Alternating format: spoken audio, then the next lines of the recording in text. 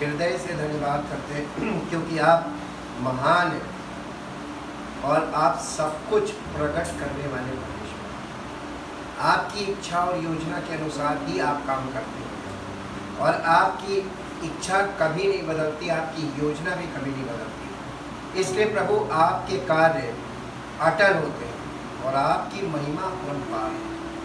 आपके वचन को स्टडी करने से पहले और वचन के बारे में बात करने से पहले आपकी उपस्थिति के लिए धन्यवाद करते हैं जो पवित्र आत्मा के द्वारा हमारे बीच में है, और पवित्र आत्मा की को अपने आप को समर्पित करते हैं ताकि पवित्र आत्मा की द्वारा परमेश्वर की इच्छा और योजना हमारे बीच में प्रकट भी हो और पूरी भी हो, और उसी का नाम है। धन्यवाद के साथ इस प्रार्थना को आपके इकलौते को प्रभु यीशु मसीह के नाम से मांगते हैं, आमीन। Praise the Lord.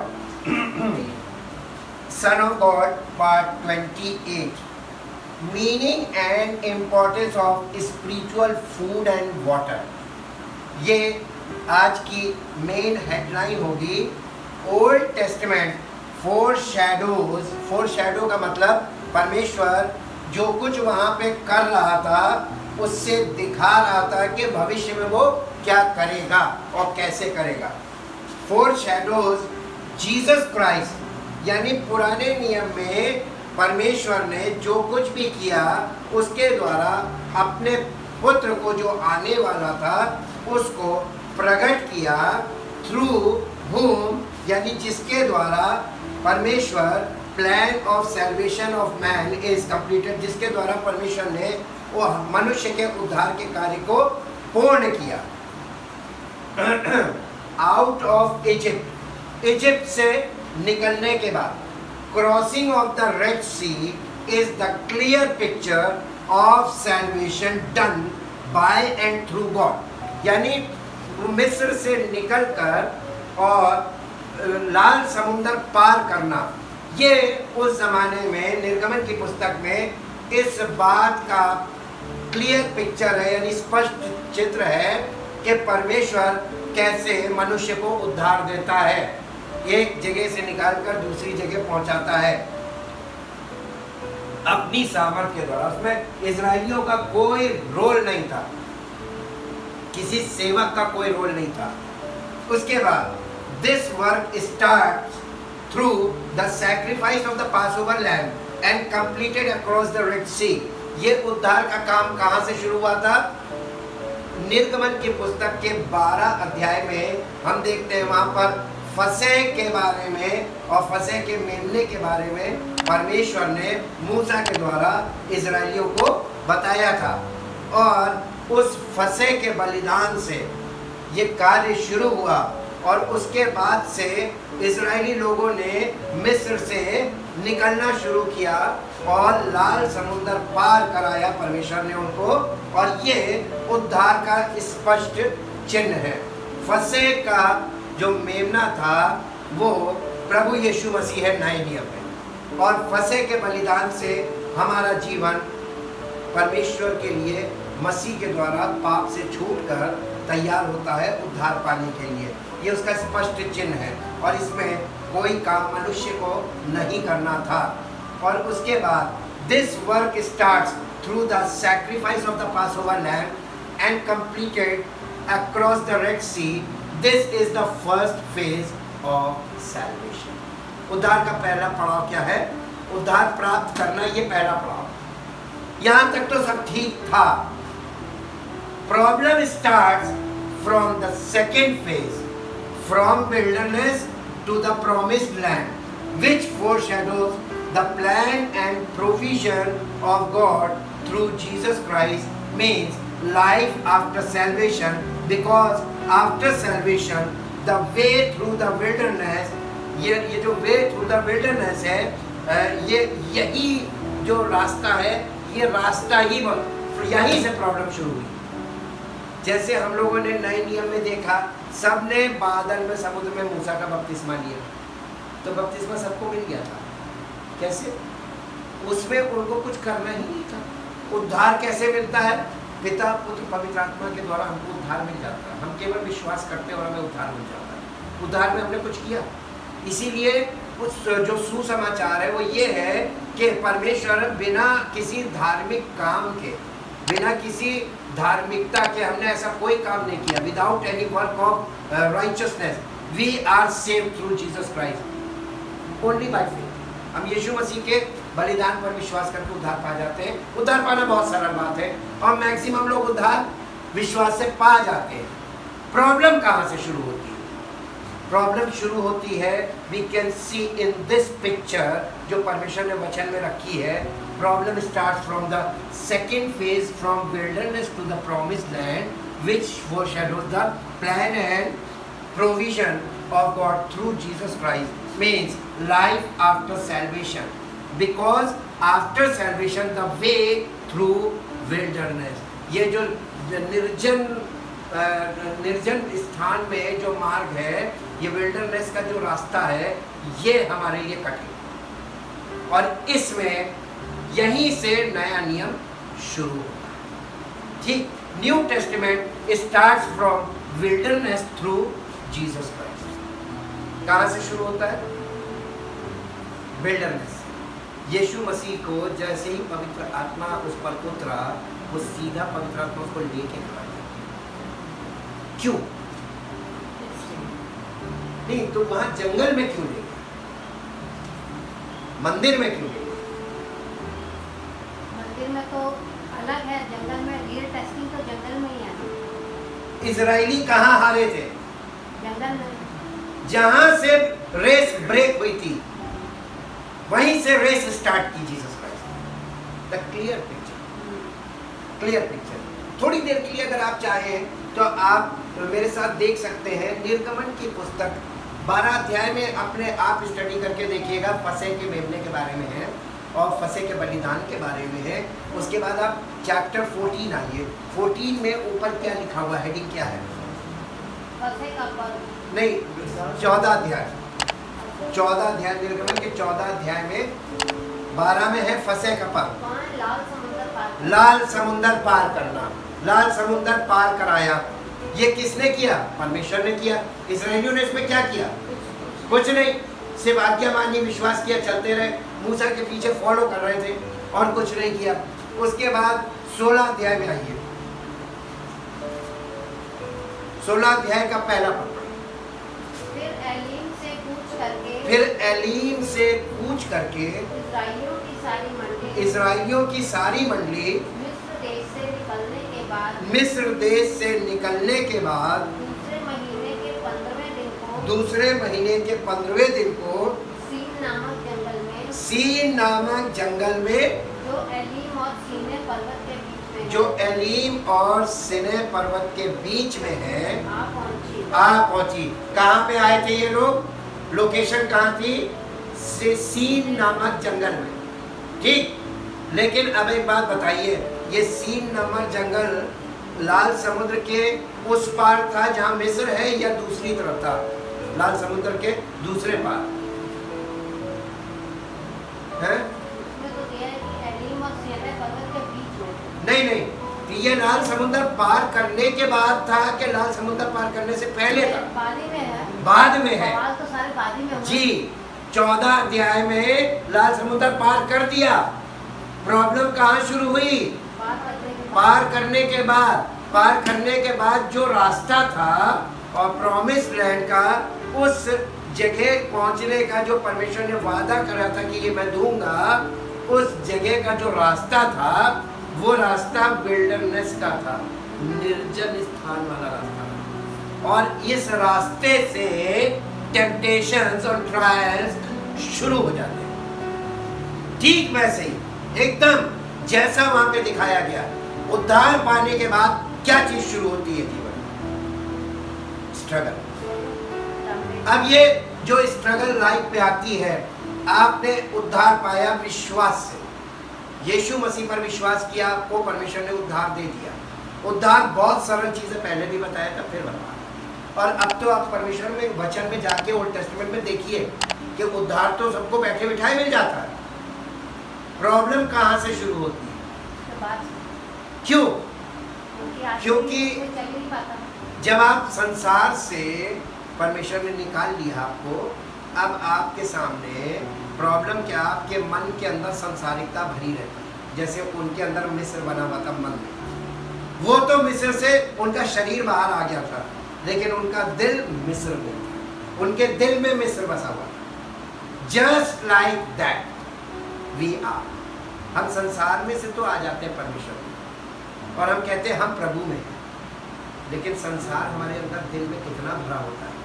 Every idea which came in our mind in the church is worldly. संसारिक दिमाग से ही कलीसिया में भी बातें करते हैं, संसारिक दिमाग से कलीसिया में सेवकाई करते हैं, संसारिक गतिविधियों को कलीसिया में लागू कर देते हैं, बस लेवल वचन का लगाते हैं। म्यूजिक तक हम वर्ल्ड की म्यूजिक को लेकर और उसमें गॉस्पेल सॉन्ग्स बनाते हैं, क्योंकि हमारे दिल में क्या भरा हुआ है। जैसे उनके दिल में मिस्र बना होता, मिस्र रिप्रेजेंट्स वर्ल्ड, हमारे दिल में संसारिकता इतनी बसी होती है, इतनी बसी होती है, वो संसारिकता निकलना ये बहुत बड़ी बात है। अब आपको एक और कॉन्ट्रास्ट की बात बताएं, परमेश्वर को सृष्टि करने में कितने दिन लगे? 6 दिन लगे। 7वें दिन उसने आराम किया, सब काम कंप्लीट कर दिया। परमेश्वर ने 6 दिन में काम कंप्लीट कर दिया। जिस काम को उसने 6 दिन में कंप्लीट किया, अगर फॉर यानी थोड़ी देर के लिए इमेजिन कीजिए, परमेश्वर को सृष्टि बनाने का काम मनुष्य के साथ करना होगा, उसके साथ कॉपरेशन, तो सृष्टि कितने दिन में कंप्लीट होती है? कितने दिन में कंप्लीट होती है? नेवर। क्यों? क्योंकि परमेश्वर के माइंड और मनुष्य के माइंड में, परमेश्वर के विचार और मनुष्य के विचार में, परमेश्वर की प्लानिंग और मनुष्य की प्लानिंग में आसमान जमीन कभी मैचिंग ही नहीं हो सकती। इसलिए इसी का एग्जाम्पल लीजिए, इसलिए नई सृष्टि के काम में परमेश्वर युगों से लगा हुआ है।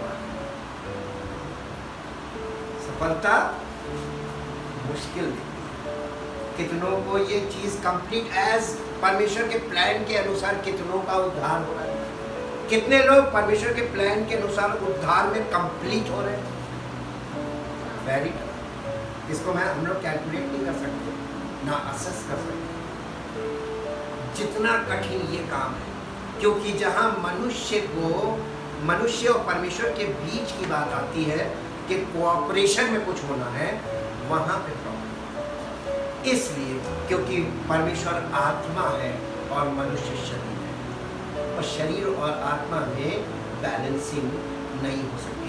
इसलिए परमेश्वर ने एक ऐसी युक्ति और एक ऐसा प्लान बनाया, जिस प्लान के द्वारा या तो काम 100% सही होगा और या काम 100% गलत होगा। इसमें 50-50 वाला कोई पार्ट नहीं।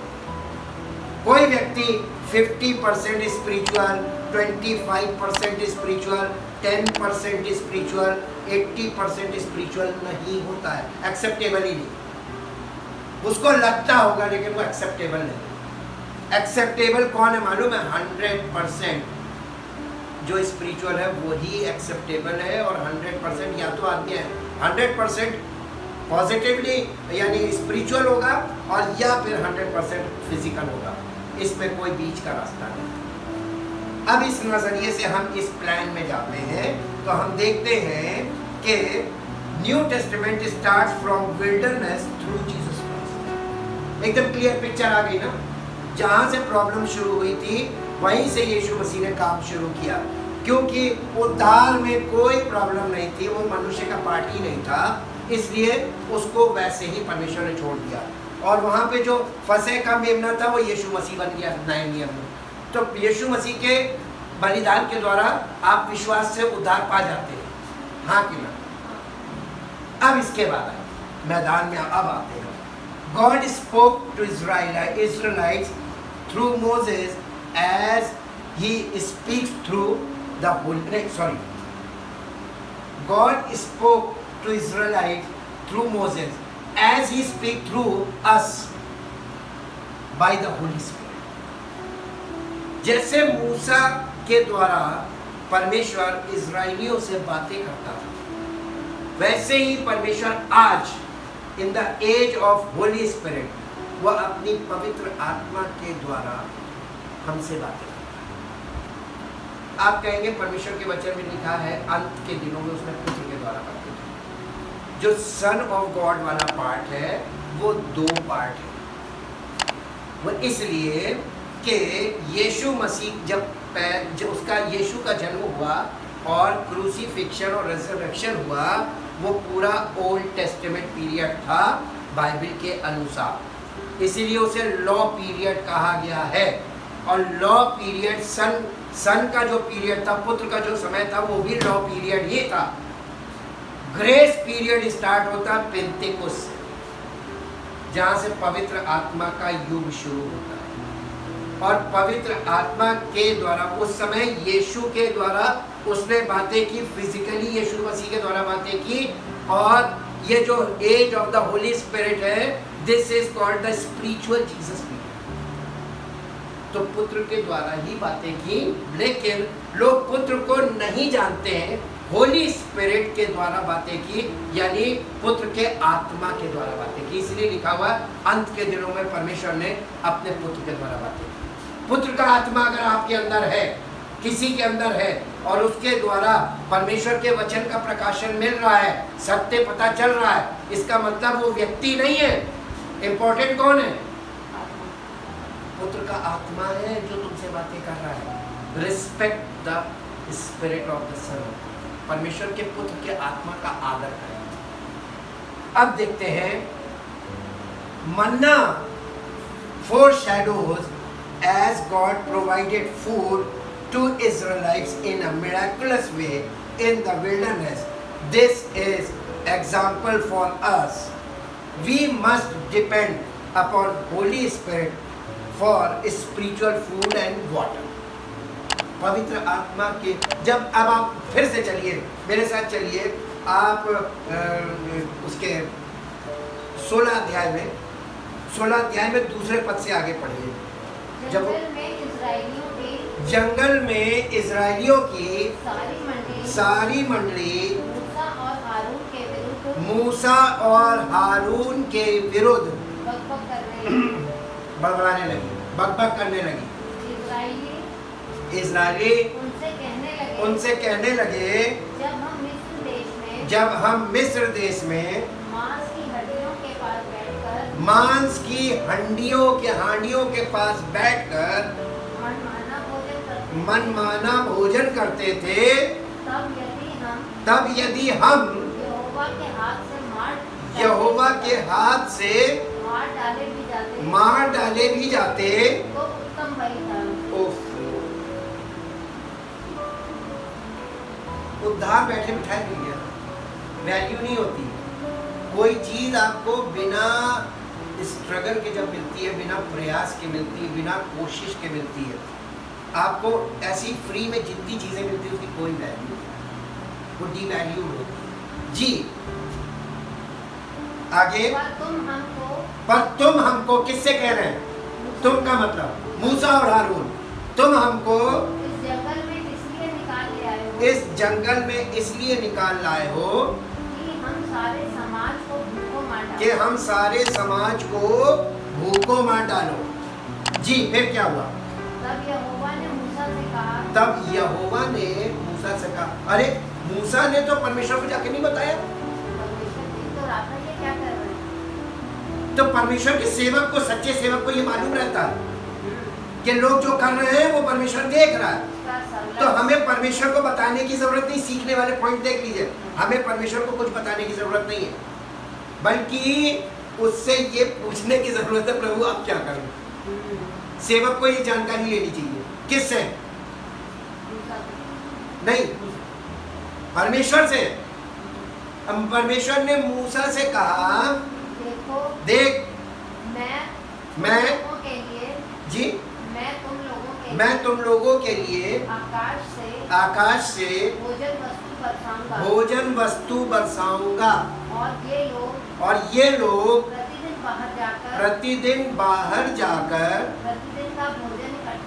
प्रतिदिन का भोजन इकट्ठा करेंगे। अब परमेश्वर ने कहा इनको बैठे बैठे कुछ नहीं होगा, उद्धार दे दिया। उद्धार देने के बाद उसने देखा वो उद्धार पाने की इसकी वैल्यू ही नहीं है। परमेश्वर का अब इनको बिजी करो, बैठे बिठाए। इसलिए कभी भी किसी को फालतू में आसानी से कोई चीज कभी नहीं देनी चाहिए, नहीं वरना वो व्यक्ति उसको फॉर ग्रांटेड देता है, उसकी वैल्यू नहीं होती। परमेश्वर ने कहा मैं तुम्हें भोजन वस्तु दूंगा, भूखा होने दिया, भूखा होंगे मांगेंगे तो दूंगा जी, इससे मैं उनकी परीक्षा करूंगा। ऐसा उसने होने दिया इसलिए क्योंकि ऐसा करके मैं उन्हें टेस्ट करूंगा कि ये मेरी व्यवस्था पर चलेंगे कि नहीं, ये मेरी व्यवस्था पर चलेंगे कि नहीं, ये चेक करना था परमेश्वर। और ऐसा होगा कि छठवें दिन वो भोजन अन्य दिनों से दुगना होगा। जब बाकी 5 दिन जो है वो जितना गिरेगा छठवें दिन डबल गिरेगा जी जी। अन्य दिनों से दुगना होगा, इसलिए जो कुछ वे उस दिन बटोरे, इसलिए जो कुछ वे उस दिन यानी छठे दिन बटोरे उसे तैयार कर रखें, उसको प्रिपेयर करें। काहे के लिए? 7वें दिन के लिए, नेक्स्ट डे के लिए।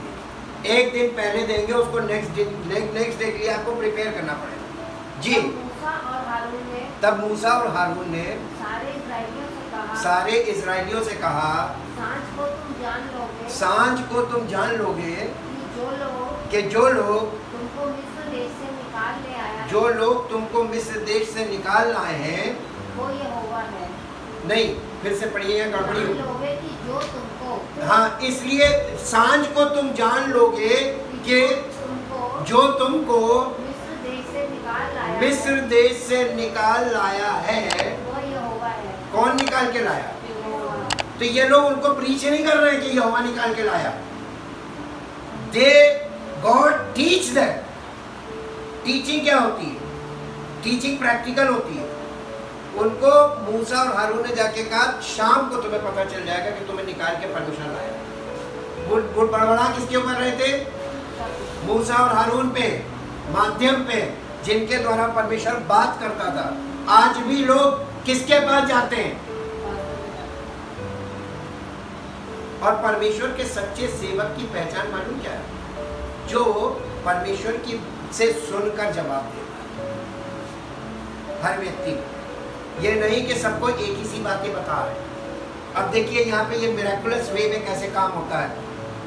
मन्ना symbolizes Jesus Christ, bread of life. Manna किसको दिखाता है?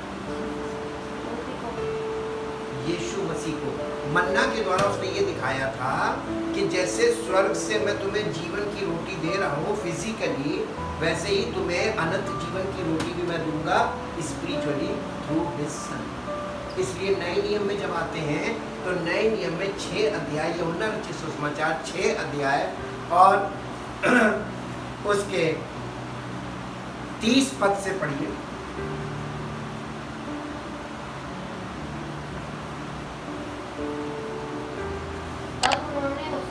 तब उन्होंने उससे कहा फिर तू कौन सा चिन्ह दिखाता है? फिर तू कौन सा, ये यहूदी लोग हैं और ये यीशु मसीह कह रहे हैं, तू कौन सा चिन्ह दिखाता है कि हम उसे देखकर तेरा विश्वास करें। तू कौन सा काम दिखाता है? तू कौन सा काम दिखाता है? हमारे बाप दादों ने, पॉइंट पे आ गए। हमारे बाप दादों ने जंगल में मन्ना खाया, जैसा लिखा है।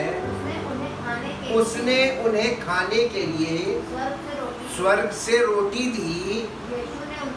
यीशु ने उनसे कहा मैं तुमसे सच सच कहता हूँ कि मूसा ने तुम्हें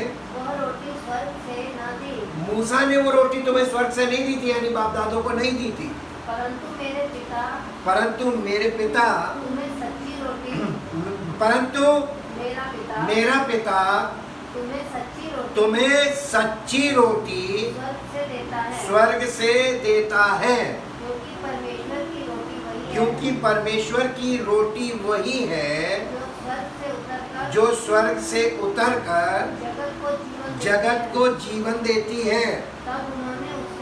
तब उन्होंने उससे कहा हे प्रभु ये रोटी हमें हमेशा दिया कर। यीशु ने उनसे कहा, जीवन की रोटी मैं हूँ। जीवन की रोटी। मैं तो वो जो मन्ना था वो किसको दिखा रहा था? यीशु मसीह को bread of life. Bread of life. अब इसके बाद आते हैं, उनको पानी कहाँ से मिला? 17 अध्याय में आइए, निर्गमन 17 अध्याय। निर्गमन 17 अध्याय। निर्गमन 17 अध्याय पहले पद से पढ़िए। चट्टान से पानी। हाँ, चट्टान से पानी। फिर इस्राएलियों की सारी मंडली फिर इजराइलियों की सारी मंडली सीन नामक जंगल जंगल में जंगल से निकली और और यहोवा की यहोवा की आज्ञा अनुसार आज्ञा अनुसार कूच करके रपीदीम में अपने डेरे खड़े किए। और वहाँ उन लोगों को पीने का पानी नहीं मिला। इसलिए वे मूसा से उससे वाद विवाद करके कहने लगे, हमें पीने का पानी दो। मूसा ने उनसे कहा, तुम मुझसे क्यों वाद विवाद करते हो? तुम मुझसे क्यों वाद विवाद करते हो? और यहोवा की परीक्षा क्यों करते हो? और यहोवा की परीक्षा क्यों करते हो? फिर वहाँ लोगों को पानी की प्यास लगी। फिर वहाँ लोगों को पानी की प्यास लगी। तब वे ये कहकर मूसा पर बुड़बुड़ाने लगे, तू हमें बाल बच्चों और पशुओं समेत तो हमें बाल बच्चों और पशुओं समेत प्यासा मार डालने के लिए मिस्र से क्यों ले आया है? बार बार उनको क्या याद आता था? मिस्र। नहीं निकलता, उनको तो धकेल दो मिस्र। नहीं निकलता। संसार से आदमी निकल आता है, उद्धार सबको मिल जाता है, लेकिन उद्धार पाने के बाद जो असली पिक्चर है वो ये है कि संसार हमारे अंदर, हमारे दिल में संसारिकता भरी है। स्पिरिचुअल लाइफ में आज आपको स्पिरिचुअली जो कुछ दिख रहा है वास्तविक में, वो वही है जो वहां पर जंगल में दिखाया परमेश्वर। ओल्ड टेस्टमेंट बहुत इंपॉर्टेंट है, फोरशैडो। वो फोरशैडो सब दिखा रही है, जो वहां पे था वही आज आपको दिख रहा है। पूरा संसारिक पैटर्न आपको दिख रहा है आज in the church. The church in the world is good, but the world in the church is very bad. आज संसार और संसारिकता कहाँ है? कलीसिया। यही काम हम लोगों को देखना है। ये water from rock symbolizes Jesus Christ, water of life, जीवन का जल। आपको मालूम है जीवन का जल? यूहन्ना रचित सुसमाचार उसका 4 अध्याय और उसका 14 पद पढ़िए। 4 अध्याय का 14 पद। परंतु जो कोई उस जल में से पिएगा, ये यीशु मसीह बात बोल रहा है कि जो मैं उसे दूंगा, वो फिर अनंत काल तक प्यासा नहीं होगा, वरन जो जल यीशु मसीह हमें देता है वो हमारे अंदर एक सोता बन जाएगा, जो अनंत जीवन के लिए उमड़ता रहेगा यानी बहता रहेगा। इंग्लिश में बेटा क्या लिखा हुआ है? But whoever takes a drink of the water takes the drink of the water that I will give him shall never never be be thirsty anymore. But the water that I will give him shall become a spring of water welling up, flowing, bubbling continually within him unto for eternal life. अब ये जो मन्ना था वो यीशु मसीह को का प्रगटीकरण था कि परमेश्वर का पुत्र भी स्वर्ग से वो भेजेगा जो अनंत जीवन की रोटी होगा, और वही जो है जीवन का जल देने वाला भी। और ये सर्वाइवल के लिए बहुत ज़रूरी है on the way to in the wilderness. यानी जब हम अनंत जीवन की यात्रा करते हैं, ये यात्रा हमारी शुरू होती है मानव जीवन शुरू होने के बाद, उद्धार मिलने के बाद हम इस संसार में ही इस यात्रा को शुरू करते हैं अनंत जीवन की, और ये संसार में से होकर बेदाग और निष्कलंक होकर परमेश्वर तक पहुंचने के लिए। अब आप बताइए कैसे आपके प्रयास से आप पहुंच पाएंगे? इम्पॉसिबल। और ये परमेश्वर के वचन में सारा पिक्चराइज करके दिखाया गया है पुराने नियम में कि ये लोग मिस्र से निकले, जंगल में कितना साल लगा था इनको उस यात्रा को यानी प्रॉमिस लैंड तक पहुंचने में, नहीं मालूम? 40 साल में भी बॉर्डर तक ही पहुंचे थे, भटकते ही रहे, भटकते ही रहे, भटकते ही रहे। अब एक पार्ट जो है वो विल्डरनेस का, जो लाल समुद्र पार होने के बाद से शुरू हुआ और प्रॉमिस लैंड के बॉर्डर तक का है। उसके बाद दूसरा पार्ट आता, तीसरा पार्ट आता है प्रॉमिस लैंड में प्रवेश करने का। कितने लोगों ने प्रवेश किया? केवल 6.5 लाख पुरुषों की संख्या लिखी है जो निकले थे मिस्र से, और सारे के सारे कहां मर गए? विल्डरनेस में। क्यों? जो मिस इंटरप्रिटेशन उनके अंदर था, जो मिस्र उनके अंदर बसा हुआ था, परमेश्वर की बातों को ना समझना और परमेश्वर की आज्ञा में ना रहना, आज्ञाकारी बनकर ना मानना चलना और अपनी मर्जी रखते रहना, हर समय अपनी इच्छा, शारीरिक इच्छाओं की पूर्ति का माध्यम ढूंढना, ये सब रीजंस थे जिनके कारण जो बॉर्डर पे पहुंच के वहां उसके बाद एंट्री किसको मिली थी? यहोशुआ का। क्यों? क्योंकि परमेश्वर के वचन में लिखा वो, यानी उनके अंदर डिफरेंट स्पिरिट, एक अलग तरीके की आत्मा, उसी आत्मा के द्वारा ही हम प्रवेश पाएंगे kingdom of God. That spirit is the spirit of Christ. Hallelujah. और इसीलिए वहां से उसके अंदर जाकर उसको अपने वश में करना, पजेस करना, जब प्रॉमिस लैंड को ये भी दिखाया, उसमें केवल 2 लोग पहुंचे। आप परमेश्वर के हर कार्य में देखिए, जो परमेश्वर की योजना के अनुसार हुआ है बाइबल में, उसमें कितने कम लोग एंट्री पाते हैं। नूह के द्वारा जब परमेश्वर ने जल प्रलय से बताया, कितने 8 प्राणी बचे। किंग प्रॉमिस लैंड में कितने लोग एंट्री पाए थे? केवल 2 लोग पाए थे। ये रेशियोज हमको ये बताते हैं कि ये बहुत हम खुद कर नहीं सकते। जो लोग प्रवेश पा रहे हैं उन्होंने परमेश्वर के प्लान को एग्जैक्टली परमेश्वर की सामर्थ और सहायता से उस चीज को पाया है, ताकि कोई घमंड से ये ना कहने पाए कि ये मैंने खुद किया। परमेश्वर में सबसे मुख्य विषय यही है कि परमेश्वर कभी किसी को घमंड करने का मौका नहीं देगा कि ये मैंने स्वयं किया, मेरे अपने किए से ये मुझे मिला। इस पॉइंट को हमेशा मद्देनजर रखते हुए आप परमेश्वर के वचन को देखेंगे तो आपको पता चलेगा कि ये टफ है और उसकी सहायता और सामर्थ्य के बिना हम नहीं कर सकते।